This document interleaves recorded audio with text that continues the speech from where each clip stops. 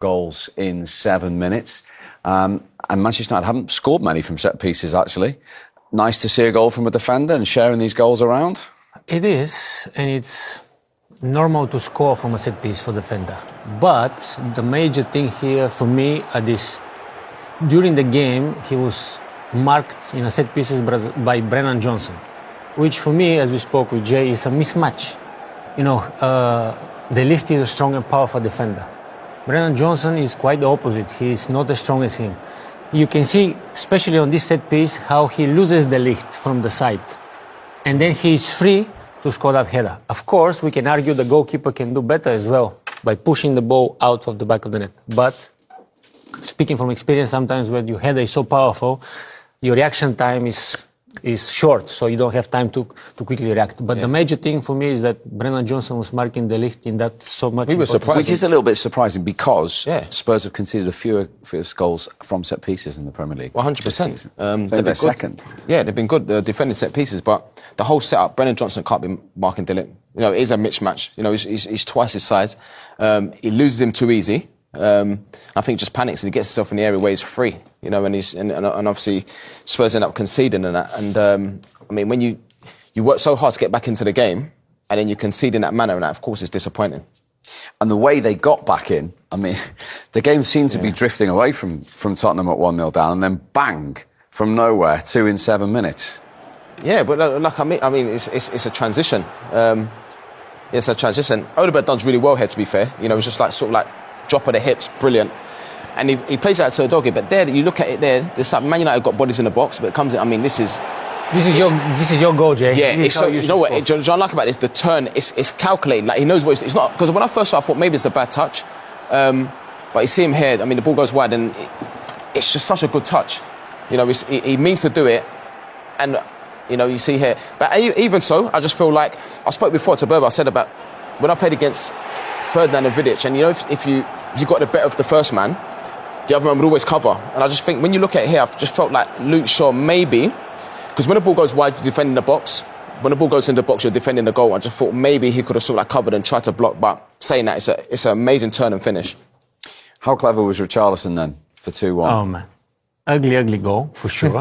Ugly goal. But sometimes this type of goals are the most precious that you can score. And it was a typical centre-forward goal at the right moment, the right positioning, following the game, positioning your body in the proper way that you will be ready for the ball. And I don't think he even scored with a header, probably a shoulder or something like this, but he was right there where he's supposed to be and following. So that was one centre-forward at one end, but I must ask you, at 1-1, Benjamin Šeško, on as a substitute, and actually came off injured in this as well. How big a moment was this for him and for United? Because if this goes in, he makes his confidence sky high, doesn't he? Yeah, and we used to be strikers as well, and I want to be supportive and sympathizing with his situation. Yes, he needed to do better here, maybe take the ball more to the left foot, so this way eliminated the defender.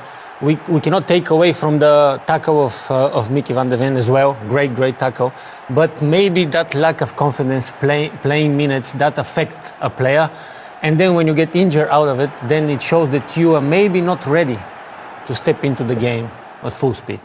And I said that, I said before the game, at the top of the show, I said that for a centre-forward, when you've rested, dropped, whatever it is, you're not in a team and you're disappointed, but make sure you're ready to come on, because you can change the game. You know, you get a moment, you get a chance where you can change the game. And I felt like that's his chance. I'm not saying it was an easy chance, because it was a great tackle, but at the same time, when you go through like conviction and... If you're scoring goals for fun and you're in the group... Oh, yeah, probably he's going to score. It's the first touch always makes the goal. And the first touch, if you take the ball off the line, away from the defender, then you can go and finish. But when he watches it back, he'll be disappointed at that, because it didn't actually have a shot at goal. So yeah, and obviously he ends up getting injured. But that's why you have to be ready to come on and make an impact. So let's get the shoulder goal out of the way then.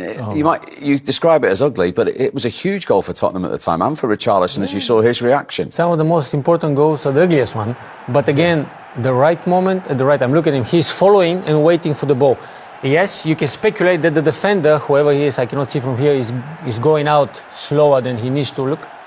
But the position... Ugarte. It can happen. But the positioning of the body, I think that's even a shot from... Odegaard. I don't think it's a cross, it's a shot. He's trying to shoot. Last minute of the game, put the ball there, whatever happens.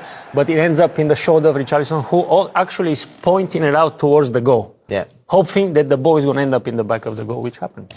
Yes, it's a proper scruffy number 9 goal. But you have to be there to make contact and get it in the goal. And then it looks like Tottenham are going to get 3 points. You know, started slow, but then eventually, you know, with the good changes, got back into the game. And is that the disappointment from Tottenham? Yeah, 100%. Having swayed it to go 2-1 up in front with a minute to go. I think so, 100%. I think you've got to then see, you know, you've got to see the game out. You know, there's not long left. You've got to see the game out. Set piece, you have to make first contact. It doesn't matter where it goes, just make first contact, clear your lines. We said before about, you know, away from home, they've been so good this season. But then at home, the home form's not been the same. But I suppose the positive that you can take out of the game today is that obviously the way that they finished. And for United, the way they finished as well, actually, with that last minute. With that character, they've done it, as I say, 2 weeks running away from home. No, you're not having it, are you, Berber? For sure. For sure you can say character, coming back, blah, blah. Whatever. But they weren't doing it last season, were they? No, that's the improvement. But you are leading 1-0. In a way, you control the game. And then, last minutes of the game, you're trailing 2-1. I'm pretty sure that Richarlison was thinking, I won the game for my team. But then it shows you that in football, a set piece, a free kick or whatever, we spoke about this before, it's so important to know how to cross, to position yourself, of course. When you have a mismatch in who is guarding who, that can be an advantage for the opposition, like we saw today as well. So you don't give up. As a cliche as it sounds, the game is played now 96, 97 or whatever minutes.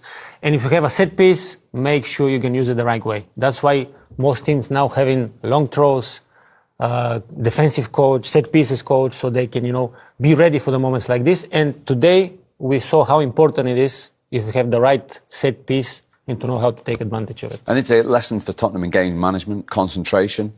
I think that's all it is. I think concentration. You know, from the first minute to the last, and obviously seeing. I'm just surprised with Brendan Johnson. You know, he can't be marking. I think even like he's probably the same size as me. My job was always. Is he marking space or is he marking a player here? Do we think he's marking a player? But I remember always instructed to. Or? Look, he's following him. Yeah. He's trying to see where he is. Yeah. But you have to, and it's horrible when you're in there, but you have to stay with your man. And even if you're not going to win the header, but you have to try and bump him so that he doesn't get a clear header at goal. But Jay, of course, I don't think it's his fault. Probably the manager or whoever makes the set pieces says you need to mark the Ligt today. Yeah. And I remember how I hated marking someone bigger than me, and I'm a big guy. Yeah. So I can imagine how he was probably feeling, thinking, "Oh God, hope the ball is not coming my way." Yeah. No, it is like that. Mismatch. Shouldn't be marking him.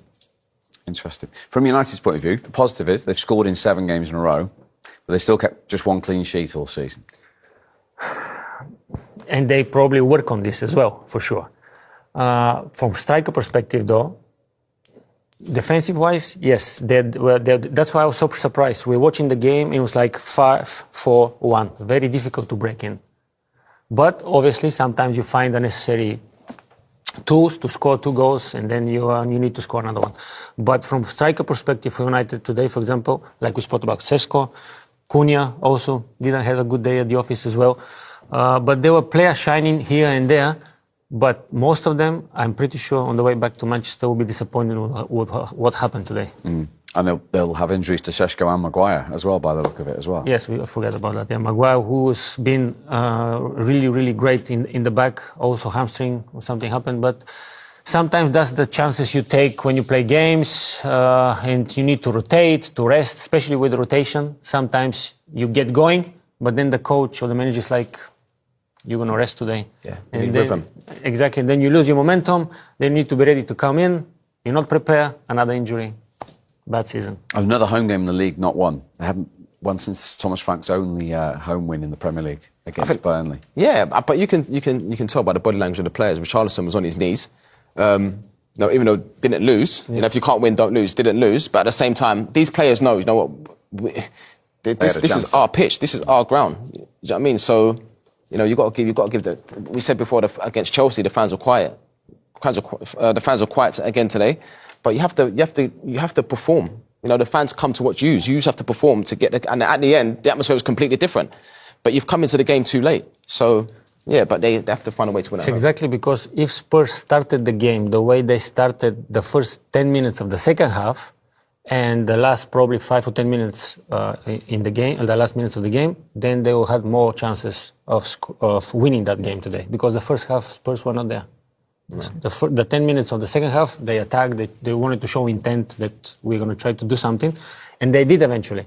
But they need to start the game on the right foot. Otherwise, that consistency will never be there, and it's going to be season again of up and down, up and down. The same goes for United, in my opinion.